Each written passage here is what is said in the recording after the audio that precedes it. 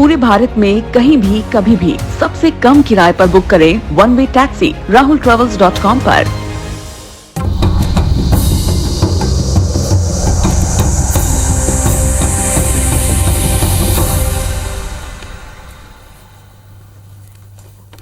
नमस्कार, good evening, बहुत स्वागत है आप सबका। आप देख रहे हैं face to face Madhya Pradesh, आपके साथ मैं हूं पुनीत पाठक। प्रदेश के गृह मंत्री नरोत्तम मिश्रा ने एक बार फिर से टुकड़े टुकड़े गैंग के ऊपर सीधे वार किया निशाना साधा और इस बार उन्होंने हमला बॉलीवुड एक्ट्रेस शबाना आजमी के एक बयान के बाद बोला। गृह मंत्री ने शबाना आजमी, नसीरुद्दीन शाह और जावेद अख्तर को टुकड़े टुकड़े गैंग का न केवल स्लीपर सेल करार दिया बल्कि इनकी सोच को घटिया मानसिकता भी करार दिया। गृह मंत्री ने उदाहरण दिया कि बीजेपी शासित राज्यों की घटनाओं पर यह हल्ला मचाते हैं, लेकिन राजस्थान, झारखंड जैसे गैर बीजेपी में जिस तरह की घटनाएं हैं उनके ऊपर ये मौन साध लेते हैं। इस विषय पर सत्ता पक्ष और विपक्ष के लोग और एक्सपर्ट क्या कहते हैं, क्या राय रखते हैं, यह आपके सामने फेस टू फेस में हम रखेंगे। पहले आपको रिपोर्ट दिखाते हैं।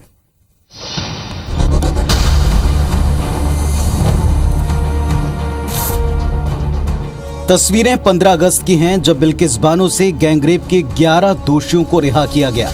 जघन्य अपराध के दोषियों की रिहाई और मिठाई खिलाकर उनका स्वागत करने पर तीखी प्रतिक्रिया सामने आई, जो अब तक जारी है।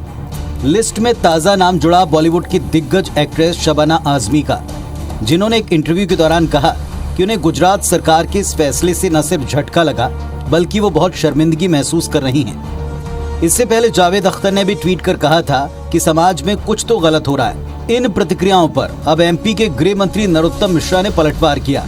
उन्होंने कहा कि टुकड़े टुकड़े गैंग और अवार्ड वापसी गैंग की मानसिकता ही घटिया है। ये गैंग बिल्किस बानो केस पर तो हल्ला मचाते हैं, लेकिन कन्हैया लाल और अंकिता की नृशंस हत्या पर चुप्पी साध लेते हैं। अभी हमारी बेटी को झारखंड में जिंदा जला दिया, बोली ये कुछ नहीं बोली।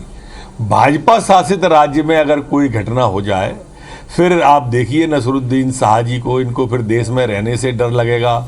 नरोत्तम मिश्रा यहीं नहीं रुके, आगे कहा कि शबाना आजमी हो या फिर नसीरुद्दीन शाह या फिर जावेद अख्तर, इनका एक ही एजेंडा है, बीजेपी शासित राज्यों में होने वाली छोटी बड़ी घटनाओं पर बयानबाजी कर देश का माहौल बिगाड़े। हालांकि इस पर कांग्रेस कहती है कि नरोत्तम मिश्रा इस तरह की बयानबाजी केवल सुर्खियों में बने रहने के लिए करते हैं। लगातार इस तरह के मध्य प्रदेश में अपराध हो रहे हैं जो देश भर में जिनकी निंदा हो रही है और देश भर में मध्य प्रदेश कलंकित हो रहा है। और बेहतर है कि उनको ध्यान अपने विभाग पर देना चाहिए, मध्य प्रदेश पर देना चाहिए, लेकिन देश विदेश, राष्ट्रीय अंतर्राष्ट्रीय मुद्दों पे बयानबाजी करते हैं। बेहतर हो पहले मध्य प्रदेश पे जो उनके कर्तव्य, जो उनके दायित्व हैं, उस पर ध्यान दें। वैसे ये पहला मौका नहीं है जब गृह मंत्री ने टुकड़े टुकड़े गैंग पर इस तरह कड़ा प्रहार किया। जाहिर है अगले साल प्रदेश में होने वाले विधानसभा चुनाव तक ध्रुवीकरण की सियासत से जुड़े छोटे छोटे मुद्दे बयानों से तूल पकड़ते और बहस का नया मोर्चा खोलते नजर आ सकते हैं। सुधीर दंडोतिया, IBC 24, भोपाल। और face to face Madhya Pradesh में इस वक्त हमारे साथ में एक पैनल जुड़ गया जिनसे हम चर्चा करेंगे इस अहम विषय पर। भारतीय जनता पार्टी की तरफ से तेज तर्रार नेत्री हैं, साफ साफ बोलने वाली नेहा बग्गा जी। आनंद जाट साहब हैं, कांग्रेस पार्टी का पक्ष रखेंगे मुखर्ता के साथ। और प्रदीप मांडे जी हैं, वरिष्ठ पत्रकार, जिनकी इस तरह की घटनाओं और पूरे देश के माहौल के ऊपर बारीक और सटीक नजर रहती है। आप तीनों को नमस्कार, बहुत स्वागत है आपका face to face Madhya Pradesh में। सबसे पहले नेहा जी, जो उत्तर आया विपक्ष की तरफ से, प्रतिक्रिया आई, उनका कहना था, जो बयान गृह मंत्री ने दिया कि मध्य प्रदेश के ऐसे कई अपराध हैं जो देश में प्रदेश को बदनाम करते हैं, एक दाग लगाते हैं, अपने प्रदेश की घटनाओं पर ध्यान न देकर केवल पब्लिसिटी के लिए ऐसे बयान देते हैं। देखिए, जिन घटनाओं की हम चर्चा कर रहे हैं या बात कर रहे हैं वो बहुत गंभीर अपराध है, और जब किसी महिला के साथ इस प्रकार का कोई उत्पीड़न या रेप की घटना घटती है तो उसको उसके ऊपर इसका इम्पैक्ट नहीं पड़ता, बल्कि ये पूरे समाज के ऊपर सबको उससे गुजरना पड़ता है। उस तरीके की सिलेक्टिव राजनीति करती है और जिस तरीके की प्रोपेगेंडा रचती है, इन्हें वाकई में टुकड़े टुकड़े गैंग से अलग देखा नहीं जा सकता है। चाहे देश तोड़ने की बात हो तो कांग्रेस उस गैंग के साथ खड़ी हो जाती है। सिलेक्टिविज्म के साथ में ये प्रदेशों को चुनते हैं। मैं पूछना चाहती हूं कि पिछले दिनों जो कांग्रेस के कर्नाटक के एमएलए थे और बहुत सीनियर नेता हैं, मंत्री भी रह चुके हैं कांग्रेस की सरकार में, KR रमेश कुमार, उन्होंने कहा था कि जब रेप होता है और आप उससे लड़ नहीं सकती कोई महिला तो उसे एंजॉय करना चाहिए। क्या किया प्रियंका गांधी ने? लड़की हूं, लड़ सकती हूं, मुंह बंद करके रख दिया? क्या उन्हें पार्टी से बाहर का रास्ता दिखाया? क्या उनके खिलाफ कोई कंप्लेंट दर्ज करवाई? आप मध्य प्रदेश में आ जाइए, और उस समय उत्तर प्रदेश का चुनाव था, जिस तरीके से प्रियंका गांधी घड़ियाले आंसू बहा रही थी। मैं पूछना चाहती हूं कि प्रियंका गांधी ने, जो मुरली मोरवाल मध्य प्रदेश के इनके एक विधायक हैं, उनके पुत्र ने कांग्रेस की ही पार्टी की नेत्री के साथ में बलात्कार किया। वो महिला दर दर के चक्कर काटती रही, पर कमलनाथ जी और साथ में विवेक तनखा ने क्या किया, दिग्विजय सिंह ने क्या किया, उसकी पैरवी करवाई। खुद विवेक तनखा को फोन करके कहा कि इसके लिए केस लड़ा जाए। प्रियंका गांधी जब पत्रकारों ने सवाल पूछा, आप सब बंधु वहां पे उपस्थित थे, उस समय प्रियंका गांधी ने कोई जवाब नहीं दिया। तो ये लड़की हूं, लड़ सकती हूं का फॉर्मूला है कांग्रेस पार्टी का।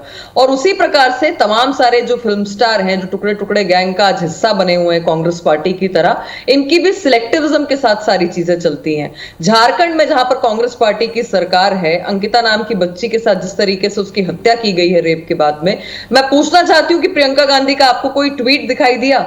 प्रियंका गांधी या राहुल गांधी वहां पर आपको दिखाई दिए? या कांग्रेस पार्टी के मध्य प्रदेश के नेतृत्व में उस पर कोई बात की है? कोई बात नहीं की है। आज राजस्थान जहां पर कांग्रेस पार्टी की सरकार है, वो रेप में नंबर 1 पर है, बच्चियों से बलात्कार में। पर वहां के मुख्यमंत्री कहते हैं कि जो SC ST की आदिवासी जो महिलाएं हैं, वो फर्जी रेप के प्रकरण दर्ज करा देती हैं। और मध्य प्रदेश वो राज्य है जहां पर जैसे ही कोई कंप्लेनेंट आता है, उसकी कंप्लेंट दर्ज की जाती है। मध्य प्रदेश वो राज्य है जो पहला ऐसा राज्य बना कि छोटी बच्चों के साथ बलात्कार होता है तो उसे फांसी की सजा दिलाई जाती है। डायल 100 की गाड़ियां चप्पे चप्पे पर घूम रही हैं, ऊर्जा डैश जगह जगह पर लगा हुआ है, और कांग्रेस पार्टी घड़ियाले आंसू कहां बहाती है? जहां पर उनकी सरकार नहीं होती। तो मेरा विनम्र निवेदन है आपके माध्यम से कि ये बहुत सेंसिटिव इशू है, कम से कम इसमें प्रोपेगेंडा, गिद्ध राजनीति और इस तरीके का सिलेक्टिविज्म ना किया जाए। आनंद जाट साहब, बहुत डिटेल में नेहा जी ने बताया कि किस बात पर मूल आपत्ति है, कि कुछ ऐसे लोग हैं जिसको टुकड़े टुकड़े गैंग या विभाजनकारी आप कह सकते हैं, जो सेलेक्टिव हैं, जो किन्हीं घटनाओं पर तो बड़े तेजी से दुख भी प्रकट करते हैं, छाती पीटते हैं, लेकिन दूसरे बाकी मामलों पर नहीं बोलते हैं। और इसमें एक और राजनीतिक एंगल ये कि जहां बीजेपी का शासन है वहां की घटनाएं दिखती हैं, बाकी जगहों की नहीं दिखती। कांग्रेस का इस पर क्या कहना है? देखिए, नेहा बग्गा जी और भारतीय जनता पार्टी के लोग कैमरे के सामने आकर झूठ बोलते हैं, और ये सरासर इस तरह का स्पष्ट झूठ है। चाहे राहुल जी का ट्वीट देख लीजिए आप, जो झारखंड का मामला है उसमें, चाहे उदयपुर में उन कन्हैया जी को देख लीजिए जिनकी हत्या भारतीय जनता पार्टी के नेता के पोलिंग एजेंट ने की है, वो सारे मामले देख लीजिए। और मध्य प्रदेश में इसी भोपाल में आतंकवादियों को सपोर्ट देने वाले भारतीय जनता पार्टी से जुड़े हुए लोग भी निकल कर आए। खैर, ये आज विषय नहीं है, इसलिए मैं दूसरी बात कहूँगा। मध्य प्रदेश की जो पूरी कानून और व्यवस्था है, उस कानून और व्यवस्था को, लॉ एंड ऑर्डर को संभालने का जिम्मा गृह मंत्रालय का होता है। NCRB जो केंद्र सरकार के अधीन है, नेशनल क्राइम रिकॉर्ड ब्यूरो उसे कहते हैं, उसकी रिपोर्ट है, वो कहती है कि बच्चों के लापता होने के मामले में मध्य प्रदेश पूरे देश में सबसे आगे है।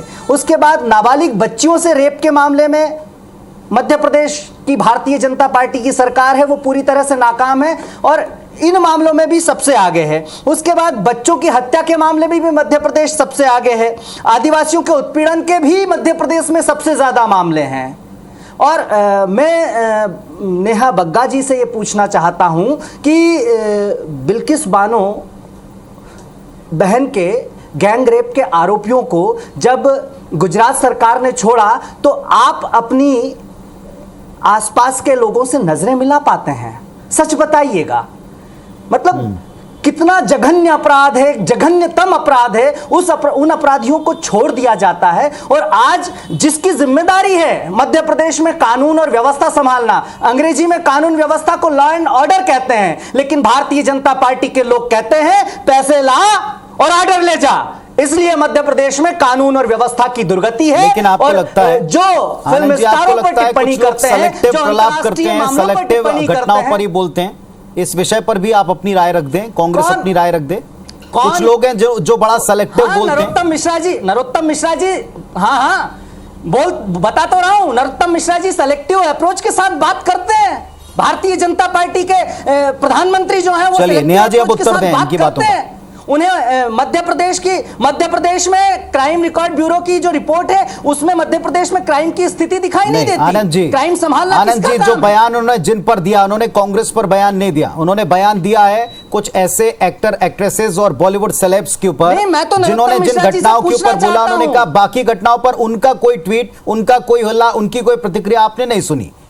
तो क्या कांग्रेस को लगता है कि कुछ ऐसे सेलेब्स हैं जो केवल एक तरफा ही चीजों को देखते हैं? अगर कानून और व्यवस्था ध्वस्त हो रही है तो उस पर सवाल उठाना एक जिम्मेदार और एक जागरूक नागरिक का कर्तव्य है। केवल किन्हीं घटनाओं पर, बाकियों पर नहीं। हूं कि ऐसा कुछ भी नहीं है। ऐसा ये सिर्फ ध्यान भटकाने की राजनीति है, क्योंकि मध्य प्रदेश कानून और व्यवस्था के मामले में पूरी तरह से यहां पर व्यवस्था ध्वस्त हो चुकी है। चलिए नेहा जी अब उत्तर दे दें। बहुत गंभीर आरोप लगे हैं आनंद जाट जी या कांग्रेस पार्टी के द्वारा, सबके उत्तर दीजिए। पुनीत जी देखिए, सबसे महत्वपूर्ण बात यह है कि सरकार किसी की भी हो, किसी भी राज्य में हो, मैं ये कह रही हूं कि ये जो सिलेक्टिविज्म है, कम से कम महिला अपराध के विषय में, इसमें गंभीरता लानी चाहिए कांग्रेस के प्रवक्ताओं को भी और कांग्रेस पार्टी के नेताओं को भी। और इसके पीछे कुछ आंकड़े उन्होंने एनसीआरबी के दिए, आप उसको जरूर आंसर करें। मैं उसी पे आ रही हूँ। देखिए, इसीलिए इनको थोड़ा सा गंभीर होना चाहिए। अब ये 2 दिन पुरानी रिपोर्ट है, थोड़ा सा मैं इन्हें भी कहूंगी कि अगर देख लेते हैं आंखें खोल के तो बहुत अच्छा रहता। इसमें लिखा है Rajasthan reports highest number of cases in 2021। तो ये स्पष्ट दिखा रहा है कि राजस्थान जो लगातार टॉप पर है, मैं कंपेयर नहीं करूंगी क्योंकि मैं ये कहना चाहती हूं कि 2 wrongs doesn't make 1 right। इस प्रकार की जो घटनाएं हैं, जो जघन्य अपराध है, इसमें अधिकतर जो है कहीं पर कोई सौतेला बाप दिखता है, कहीं कोई पड़ोसी दिखता है, कहीं पर कोई जान पहचान वाला मिलता है। और ये मानसिक जो है विकृति है जो इस प्रकार से महिलाओं को झेलनी पड़ती है। और इसके लिए तमाम सारे लोग, तमाम सारी महिलाओं को सलाह देने की बात करते हैं। और मैंने हमेशा हर चैनल पर यही कहा है कि महिलाओं को मार्शल आर्ट सिखाने की बजाय हमें अपने घर के बेटों को अच्छी शिक्षा देनी चाहिए कि जैसे हमारी बहन है, जैसे हमारी माँ है, बाकी की नजरें भी हमारी उसी प्रकार से रहें और व्यवहार भी उसी प्रकार का हो। तो जब राजस्थान के अजमेर में इस प्रकार की घटना घटती है तो प्रियंका गांधी नजर नहीं आती, पर रणथंभौर में वहां पर अपनी बर्थडे पार्टी मनाने के लिए जरूर जाती हैं। कुछ किलोमीटर दूर होने के बाद भी उन्हें वहां की घटना नहीं दिखाई देती। राजस्थान के साथ साथ अगर छत्तीसगढ़ में इस प्रकार की घटनाएं होती हैं, पर तो यहाँ राहुल गांधी, नरोत्तम मिश्रा जी सेलेक्टिव हैं, ये उनका कहना है। मैं चलिए आपके पास वापस लौटूंगा। हमारे साथ प्रदीप मांडरे साहब भी हैं, जरा उनके पास भी चल जाऊं। आता हूं आपके पास आनंद जी, उत्तर जरूर दीजिएगा आप भी। प्रदीप जी, आप दोनों पक्षों को भी सुन रहे थे, लेकिन आज के मूल मुद्दे पर मैं आपसे सीधा सवाल पूछता हूं। क्या देश में कोई ऐसी सो कॉल्ड गैंग या कुछ ऐसी शख्सियतें हैं जो केवल सेलेक्टिव घटनाओं को देखती हैं, उन्हीं पर डरती हैं, उन्हीं पर न्याय की आवाज उठाती हैं, उन्हीं पर उनको अन्याय दिखता है? क्या ऐसे कुछ सेलेक्टिव लोग हैं?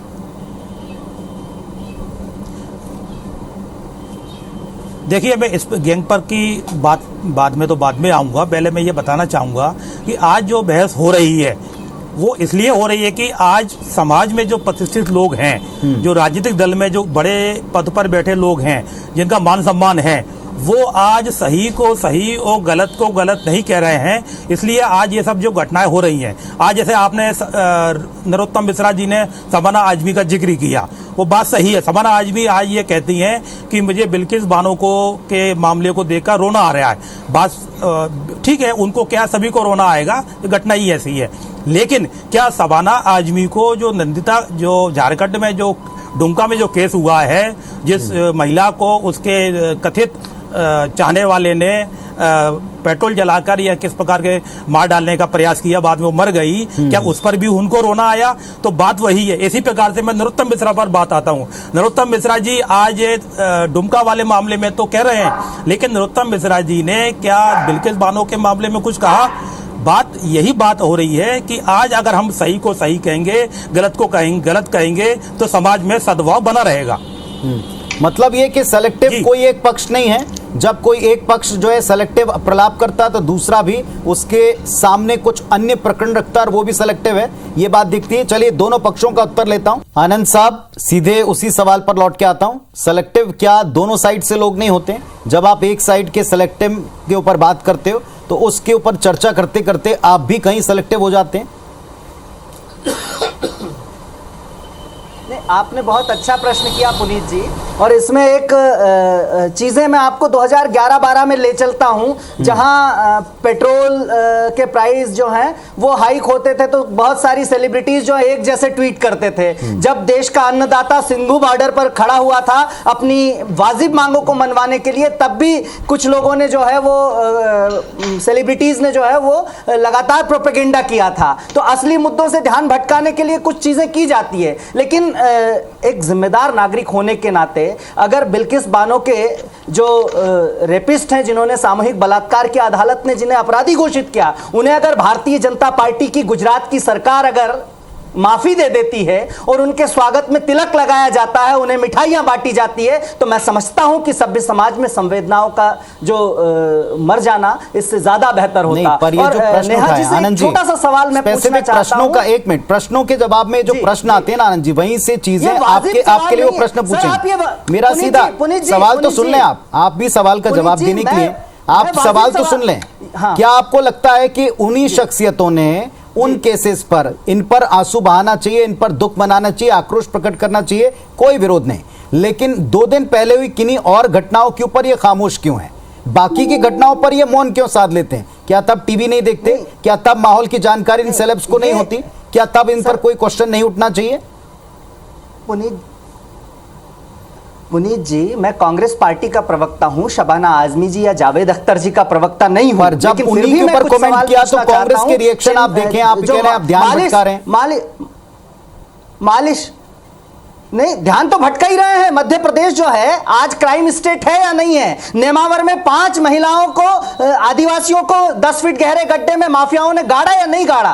इस पर नरोत्तम मिश्रा जी ने क्या टिप्पणी की थी, आपको याद होगी मेरे ख्याल से। इसके बाद मालिश वाले चिन्मयानंद किस पार्टी में होते हैं? कुलदीप सेंगर किस पार्टी का विधायक होता है? किस पार्टी के विधायक जो है वो कर्नाटक की असेंबली में पोर्न देखते हुए पाए जाते हैं? और कौन कौन से कितने भद्दे कमेंट किए जाते हैं ये देखा जाता है। क्राइम स्टेट के गृह मंत्री को जो उन्होंने स्टेटमेंट दिया वो उन्होंने ध्यान भटकाने के लिए दिया, इस पर आप जरूर उत्तर दें।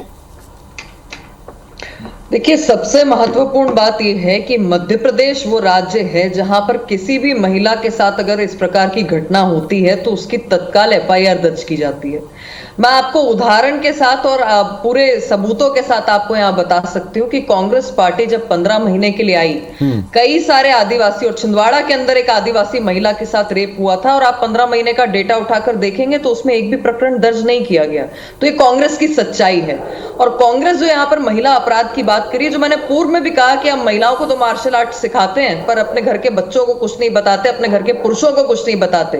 तो ये कांग्रेस वही है जिसने अपनी पार्टी की एक नेत्री का तंदूर कांड किया था, और ये पूरे देश में चर्चित है।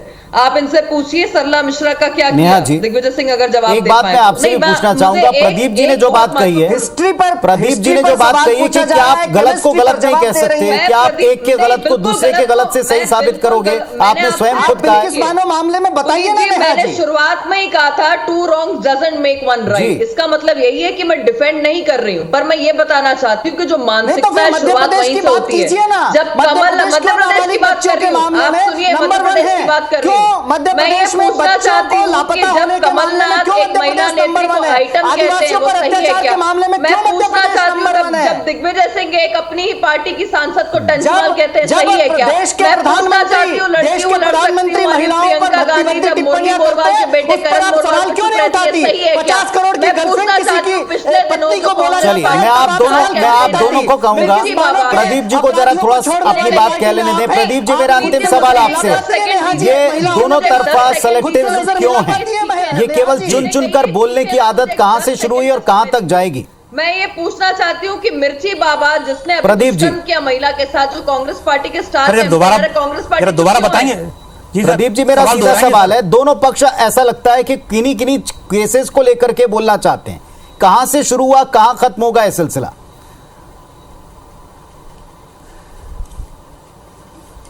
सर मैंने पहले ही बताया कि आज वास्तव में समाज में ऐसी स्थिति हो गई है, सिर्फ राजनीतिक पार्टी में ये ऐसी स्थिति नहीं है। आप देखेंगे कि मुंबईया जो आर्टिस्ट हैं या और दूसरे संगठनों के लोग हैं वो भी बिल्कुल इसी प्रकार का बर्ताव करते हैं। अगर हमारे समाज का व्यक्ति है और उसने अगर कोई दोष किया है, कोई अपराध किया है तो हम चुप रहेंगे। अगर दूसरे समाज का व्यक्ति है, अगर उसने कोई अपराध किया है तो हम खुलकर बोलेंगे। तो अब जैसे बिल्किस बानो का ही मैं एक उदाहरण दूं, बिल्किस बानो के केस में जो बीजेपी की जो अपनी किरकिरी हुई है उसको, हालांकि बिल्किस बानो केस में कोई कानूनी रूप से कोई उल्लंघन नहीं हुआ, बिल्किस बानो केस में नैतिकता का उल्लंघन जरूर हुआ है, कानून का उल्लंघन बिल्कुल नहीं हुआ है, क्योंकि सुप्रीम कोर्ट के आदेश के तहत ही गुजरात सरकार ने यह फैसला लिया। यहाँ तक मैं दोबारा कहना चाहूंगा कि मध्य प्रदेश के जो मुख्यमंत्री हैं शिवराज सिंह चौहान, उन्होंने बिल्किस बानो मामले को ध्यान में रखते हुए कि आगे कहीं हमारे मध्य प्रदेश में भी ऐसी कोई घटना ना हो, हमें ऐसा फैसला न लेना पड़े, तो उन्होंने कल ही इस प्रकार का किया है कि दुष्कर्मी जो अगर होंगे तो वो आजीवन कारावास प्रदीप जी हमने अलग से उस पर हमने एक अलग से डिबेट भी की और उस पर दोनों पक्षों को और कानून के जानकारों को भी सुना है। लेकिन इतना तय है, जो बात यहाँ प्रदीप जी भी कह रहे हैं, आज एक हिस्से को महसूस होती है, आप गलत को खुलकर गलत कहिए ना, और जो गलत कह रहे हैं उनको भी सोचना चाहिए कि आप चुन चुन करके कम से कम गलत कह के एक माहौल ना बनाएं, क्योंकि बहस का मूल विषय वो है, जैसे आनंद जी भी कहते हैं, आपके अपने आसपास भी जो क्राइम हो रहा है खुलकर स्वीकार करें और उसको सुधारने की तरफ कदम उठाएं। सरकार कहती है कि हाँ, हम इनके सुधारने के लिए प्रिवेंटिव कदम उठा रहे हैं, तो इस पर कम से कम राजनीति ना की जाए। बहुत शुक्रिया आप सबका जुड़कर अपनी बात रखने के लिए। नमस्कार।